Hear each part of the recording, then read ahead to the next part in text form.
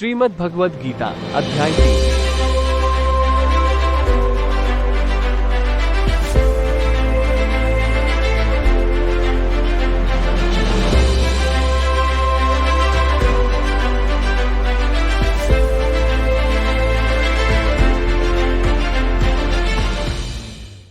भक्तगणों, आज के इस वीडियो में हम सुनेंगे भगवान कृष्ण के मुख से निकली अमृतवाणी श्रीमद् भगवद गीता का अध्याय 3 यथारूप में।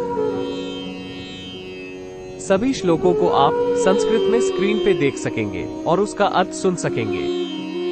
अगर आप इस प्रकार के वीडियो के नियमित अपडेट पाना चाहते हैं तो हमारे चैनल कृष्ण भावना को सब्सक्राइब करें और बेल आइकन पर क्लिक करें। तो आइए प्रारंभ करते हैं श्रीमद् भगवद गीता अध्याय 3। अर्जुन ने कहा, हे जनार्दन, हे केशव, यदि आप बुद्धि को सकाम कर्म से श्रेष्ठ समझते हैं तो फिर आप मुझे इस घोर युद्ध में क्यों लगाना चाहते हैं? आपके अनेकार्थक उपदेशों से मेरी बुद्धि मोहित हो गई है, अतः कृपा करके निश्चय पूर्वक मुझे बताएं कि इनमें से मेरे लिए सर्वाधिक श्रेयस्कर क्या होगा। श्री भगवान ने कहा, हे निष्पाप अर्जुन, मैं पहले ही बता चुका हूँ कि आत्म साक्षात्कार का प्रयत्न करने वाले दो प्रकार के पुरुष होते हैं। कुछ इसे ज्ञान योग द्वारा समझने का प्रयत्न करते हैं तो कुछ भक्तिमय सेवा के द्वारा। न तो कर्म से विमुख होकर कोई कर्मफल से छुटकारा पा सकता है और न केवल संन्यास से सिद्धि प्राप्त की जा सकती है। प्रत्येक व्यक्ति को प्रकृति से अर्जित गुणों के अनुसार विवश होकर कर्म करना पड़ता है, अतः कोई भी क्षण भर के लिए भी बिना कर्म किए नहीं रह सकता। जो कर्मेंद्रियों को वश में तो करता है, किंतु जिसका मन इंद्रिय विषयों का चिंतन करता रहता है, वह निश्चित रूप से स्वयं को धोखा देता है और मिथ्याचारी कहलाता है। दूसरी ओर, यदि कोई निष्ठावान व्यक्ति अपने मन के द्वारा कर्मेंद्रियों को वश में करने का प्रयत्न करता है और बिना किसी आसक्ति के कर्मयोग प्रारंभ करता है तो वह अति उत्कृष्ट है। अपना नियत कर्म करो, क्योंकि कर्म न करने की अपेक्षा कर्म करना श्रेष्ठ है। कर्म के बिना तो शरीर निर्वाह भी नहीं हो सकता। श्री विष्णु के लिए यज्ञ रूप में कर्म करना चाहिए, अन्यथा कर्म के द्वारा इस भौतिक जगत में बंधन उत्पन्न होता है। अतः हे कुंती पुत्र, उनकी प्रसन्नता के लिए अपने नियत कर्म करो, इस तरह तुम बंधन से सदा मुक्त रहोगे। सृष्टि के प्रारंभ में समस्त प्राणियों के स्वामी प्रजापति ने विष्णु के लिए यज्ञ सहित मनुष्यों तथा देवताओं की संततियों को रचा और उनसे कहा, तुम इस यज्ञ से सुखी रहो, क्योंकि इसके करने से तुम्हें सुख पूर्वक रहने तथा मुक्ति प्राप्त करने के लिए समस्त वांछित वस्तुएं प्राप्त हो सकेंगी। यज्ञों के द्वारा प्रसन्न होकर देवता तुम्हें भी प्रसन्न करेंगे और इस तरह मनुष्यों तथा देवताओं के मध्य सहयोग से सबों को संपन्नता प्राप्त होगी। जीवन की विभिन्न आवश्यकताओं की पूर्ति करने वाले विभिन्न देवता यज्ञ संपन्न होने पर प्रसन्न होकर तुम्हारी सारी आवश्यकताओं की पूर्ति करेंगे, किंतु जो इन उपहारों को देवताओं को अर्पित किए बिना भोगता है वह निश्चित रूप से चोर है। भगवान के भक्त सभी प्रकार के पापों से मुक्त हो जाते हैं, क्योंकि वे यज्ञ में अर्पित किए भोजन अर्थात प्रसाद को ही खाते हैं। अन्य लोग जो अपनी इंद्रिय सुख के लिए भोजन बनाते हैं वे निश्चित रूप से पाप खाते हैं। सारे प्राणी अन्न पर आश्रित हैं, जो वर्षा से उत्पन्न होता है। वर्षा यज्ञ संपन्न करने से होती है और यज्ञ नियत कर्मों से उत्पन्न होता है। वेदों में नियमित कर्मों का विधान है और ये साक्षात श्री भगवान परब्रह्म से प्रकट हुए हैं। फलतः सर्वव्यापी ब्रह्म यज्ञ कर्मों में सदा स्थित रहता है। हे प्रिय अर्जुन, जो मानव जीवन में इस प्रकार वेदों द्वारा स्थापित यज्ञ चक्र का पालन नहीं करता, वही निश्चय ही पापमय जीवन व्यतीत करता है। ऐसा व्यक्ति केवल इंद्रियों की तृप्ति के लिए व्यर्थ ही जीवित रहता है, किंतु जो व्यक्ति आत्मा में ही आनंद लेता है और अपने कृष्ण भावनामृत के कार्यों से पूर्णतया संतुष्ट रहता है, उसके लिए कुछ करणीय नहीं होता। स्वरूप सिद्ध व्यक्ति के लिए न तो अपने नियत कर्मों को करने की आवश्यकता रह जाती है, न ऐसा कर्म न करने का कोई कारण ही रहता है। उसे किसी अन्य जीव पर निर्भर रहने की आवश्यकता भी नहीं रह जाती। अतः कर्मफल में आसक्त हुए बिना मनुष्य को अपना कर्तव्य समझकर निरंतर कर्म करते रहना चाहिए, क्योंकि अनासक्त होकर कर्म करने से परब्रह्म की प्राप्ति होती है। जनक जैसे राजाओं ने केवल नियत कर्मों को करने से ही सिद्धि प्राप्त की। अतः सामान्य जनों को शिक्षित करने की दृष्टि से तुम्हें कर्म करना चाहिए। महापुरुष जो आचरण करता है, सामान्य व्यक्ति उसी का अनुसरण करते हैं। वह अपने अनुसरणीय कार्यों से जो आदर्श प्रस्तुत करता है, संपूर्ण विश्व उसका अनुसरण करता है। हे पृथापुत्र, तीनों लोकों में मेरे लिए कोई भी कर्म नियत नहीं है।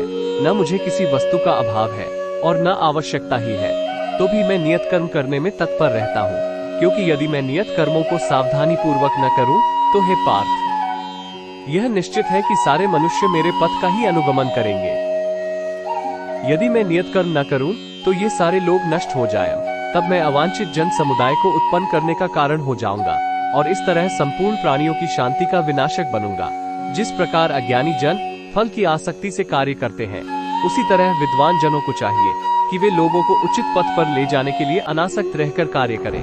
व्यक्ति को चाहिए कि वह सकाम कर्मों में आसक्त अज्ञानी पुरुषों को कर्म करने से रोके नहीं, ताकि उनके मन विचलित न हो, अपितु भक्तिभाव से कर्म करते हुए वह उन्हें सभी प्रकार के कार्यों में लगाए। जीवात्मा अहंकार के प्रभाव से मोहग्रस्त होकर अपने आप को समस्त कर्मों का कर्ता मान बैठता है, जबकि वास्तव में वे प्रकृति के तीनों गुणों द्वारा संपन्न किए जाते हैं। हे महाबाहो, भक्तिभावमय कर्म तथा सकाम कर्म के भेद को भलीभांति जानते हुए जो परम सत्य को जानने वाला है, वो कभी भी अपने आप को इंद्रियों में तथा इंद्रिय तृप्ति में नहीं लगाता। माया के गुणों से मोहग्रस्त होने पर अज्ञानी पुरुष पूर्णतया भौतिक कार्यों में संलग्न रहकर उनमें आसक्त हो जाते हैं। यद्यपि उनके ये कार्य उनमें ज्ञान भाव के कारण अधम होते हैं, किंतु ज्ञानी को चाहिए कि उन्हें विचलित न करे। हे अर्जुन, अपने सारे कार्यों को मुझ में समर्पित करके मेरे पूर्ण ज्ञान से युक्त होकर लाभ की आकांक्षा से रहित, स्वामित्व के किसी दावे के बिना तथा आलस्य से रहित होकर युद्ध करो। जो व्यक्ति मेरे आदेशों के अनुसार अपना कर्तव्य करते रहते हैं और ईर्ष्या रहित होकर इस उपदेश का श्रद्धा पूर्वक पालन करते हैं, वे सकाम कर्मों के बंधन से मुक्त हो जाते हैं। किंतु जो ईर्ष्यावश इन उपदेशों की अपेक्षा करते हैं और इनका पालन नहीं करते, उन्हें समस्त ज्ञान से रहित, दिग्भ्रमित तथा सिद्धि के प्रयासों में नष्ट भ्रष्ट समझना चाहिए। ज्ञानी पुरुष भी अपनी प्रकृति के अनुसार कार्य करता है, क्योंकि सभी प्राणी तीनों गुणों से प्राप्त अपनी प्रकृति का ही अनुसरण करते हैं। भला दमन से क्या हो सकता है? प्रत्येक इंद्रिय तथा उसके विषय से संबंधित राग द्वेष को व्यवस्थित करने के नियम होते हैं। मनुष्य को ऐसे राग तथा द्वेष के वशीभूत नहीं होना चाहिए, क्योंकि ये आत्म साक्षात्कार के मार्ग में अवरोधक है। अपने नियत कर्मों को दोषपूर्ण ढंग से संपन्न करना भी अन्य के कर्मों को भलीभांति करने से श्रेयस्कर है। स्वीय कर्मों को करते हुए मरना पराये कर्मों में प्रवृत्त होने की अपेक्षा श्रेष्ठतर है, क्योंकि अन्य किसी के मार्ग का अनुसरण भयावह होता है। अर्जुन ने कहा, हे वृषणवंशी, मनुष्य न चाहते हुए भी पाप कर्मों के लिए प्रेरित क्यों होता है? ऐसा लगता है कि उसे बलपूर्वक उनमें लगाया जा रहा हो। श्री भगवान ने कहा, हे अर्जुन, इसका कारण रजोगुण के संपर्क से उत्पन्न काम है, जो बाद में क्रोध का रूप धारण करता है और जो इस संसार का सर्वभक्षी पापी शत्रु है। जिस प्रकार अग्नि धुएं से, दर्पण धूल से अथवा भ्रूण गर्भाशय से आवृत रहता है, उसी प्रकार जीवात्मा इस काम की विभिन्न मात्राओं से आवृत रहता है। इस प्रकार ज्ञानमय जीवात्मा की शुद्ध चेतना उसके काम रूपी नित्य शत्रु से ढकी रहती है, जो कभी भी तुष्ट नहीं होता और अग्नि के समान जलता रहता है। इंद्रियां, मन तथा बुद्धि इस काम के निवास स्थान है। इनके द्वारा ये काम जीवात्मा के वास्तविक ज्ञान को ढककर उसे मोहित कर लेता है। इसलिए हे भरतवंशियों में श्रेष्ठ अर्जुन, प्रारंभ में ही इंद्रियों को वश में करके इस पाप का महान प्रतीक काम का दमन करो और ज्ञान तथा आत्म साक्षात्कार के इस विनाशकर्ता का वध करो। कर्मेंद्रियां जड़ पदार्थ की अपेक्षा श्रेष्ठ है। मन इंद्रियों से बढ़कर है, बुद्धि मन से भी उच्च है और वो आत्मा बुद्धि से भी बढ़कर है। इस प्रकार हे महाबाहु अर्जुन, अपने आप को भौतिक इंद्रियों, मन तथा बुद्धि से परे जानकर और मन को सावधान आध्यात्मिक बुद्धि से स्थिर करके आध्यात्मिक शक्ति द्वारा इस काम रूपी दुर्जय शत्रु को जीतो। इसी के साथ श्रीमद् भगवद गीता का अध्याय 3 समाप्त होता है। अध्याय 4 में हम समझेंगे दिव्य ज्ञान के बारे में। श्रीमद् भगवद गीता के अन्य अध्याय एवं उनके अर्थ सुनने के लिए हमारे चैनल कृष्ण भावना को सब्सक्राइब करना ना भूलें। हरे रामा हरे कृष्णा।